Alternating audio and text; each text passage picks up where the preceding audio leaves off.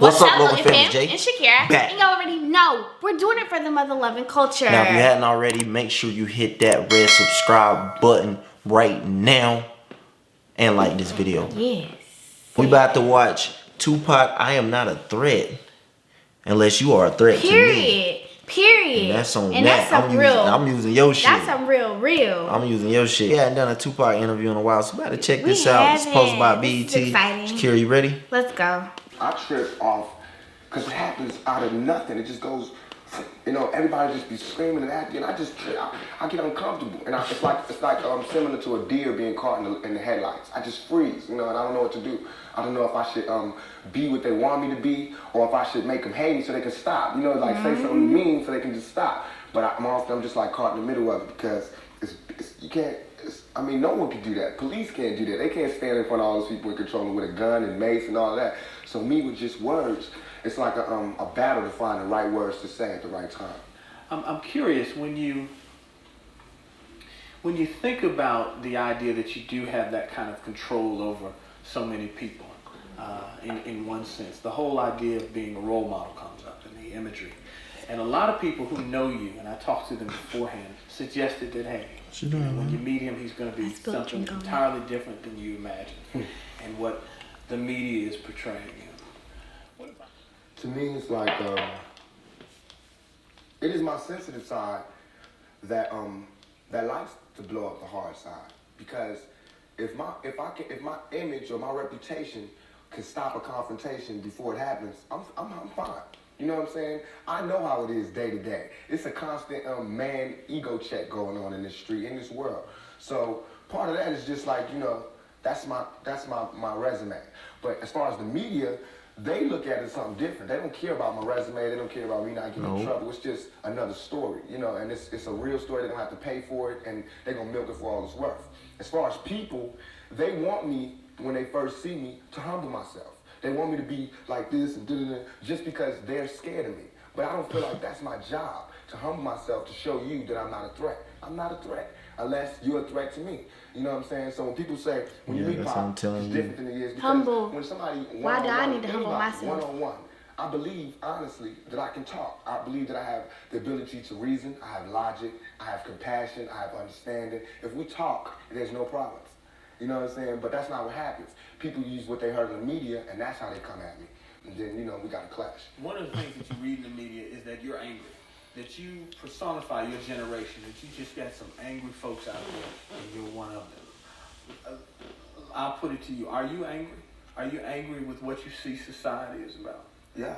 I'm extremely angry, confused. You know, a lot of the times I sat up in court, I couldn't defend myself, you know what I'm saying? And it wasn't like the things they were saying about me were beyond my comprehension, or the things that I could say weren't going to help my case. But because, it's like being exiled, you know, from society. And that's how I feel. And this whole, the anger comes from, I'm tired of waiting for my past to get to society. All I ever wanted to do was make me and everybody around me feel more comfortable about where we were. You know what I'm saying? About the places that we stayed. This is our home base. Let's build it up. Let's be happy about where we come from. You know what I'm saying? Instead of trying to assimilate and get a pass key to where they at. You know what I'm saying? Not to say that everything needs to be separate, but we got to find pride in ourselves. You know what I'm saying? And once you get the pride, like damn near 2 seconds after the pride comes anger from being held like that for so long, and to be made to go through those changes. You get mad, you know what I'm saying? I believe as soon as any black man receives his first 3 checks, he starts getting mad.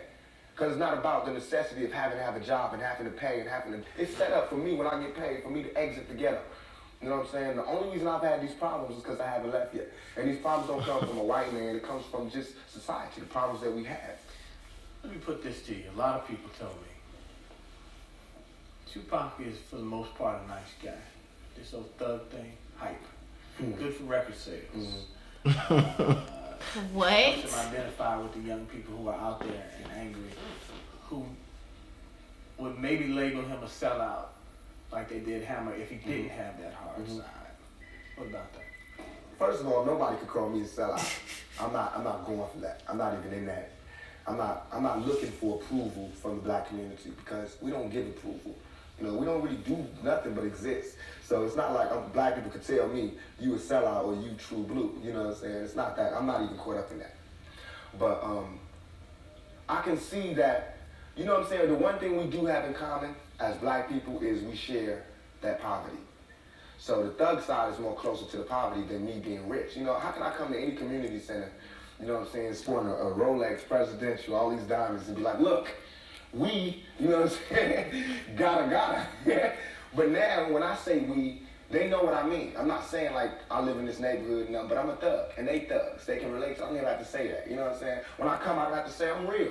They already know that. You know what I'm saying? For me being me, from not pushing the thugness, but I know from the business that everybody in this business is always whispering in your ear about what you can't say, what you can't do, what you can't wear in this world and in this world. It's two worlds, a white world and a black world. All I did was stand in the middle.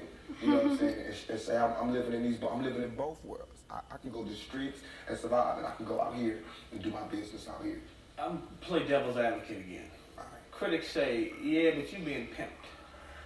You're being pimped by the record executives who will allow you to do your thug life because it portrays a certain black. I mean, you've heard it, that if you were just a singer, you wouldn't have the same record contracts you have. Right. But because you portray the thug life, the gangster rap, they've allowed you to make that money. They've allowed you to push and make your platinum. I beg to differ. What? You know what I'm saying? I'm getting pimped. That's true. But just like how a woman would be, you know what I'm saying? Anybody would be pimps. You know, it's like, it's not that you get pimped. It's how long you get pimped. You know what I'm saying? Because if you really look at this situation, it is not I who's being pimped. When you look at the white kids with Raiders hats on, it's the white folks getting pimped. You know what I'm saying? Because I'm making their future. I'm writing down their curriculum. Right now, what I write in my album today, when it comes out in 2 months, that's what white kids is doing. So who really is getting pimped? What I'm writing in my raps is what the white kids is gonna be saying to their mamas and daddies when they come home. Who is getting pimped? You know what I'm saying? I'm a high school dropout.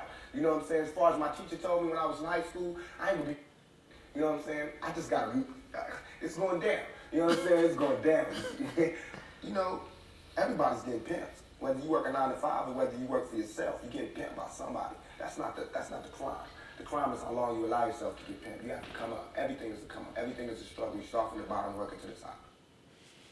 Everything is a come up. That boy stay speaking that real. This is actually a long interview that BT done broke down into smaller interviews, and this one's called "I'm Not a Threat to You Unless You Are a Threat to Me." A lot of things that he said reminded me of just who Nipsey is. Yeah, that's true. It's so crazy. He Nip embodied so much of the stuff that he just spoke on in this interview. That's true. The similarities was, crazy close. And Pop was only probably like 24 right there. It's crazy. That's insane. So if y'all got some more interviews like this that y'all want us to check out, leave them in the comments below right now. Follow us right now on IG at Loganfamofficial. We will see y'all in the next video. Peace out. Much love. Thanks for watching. Love you guys.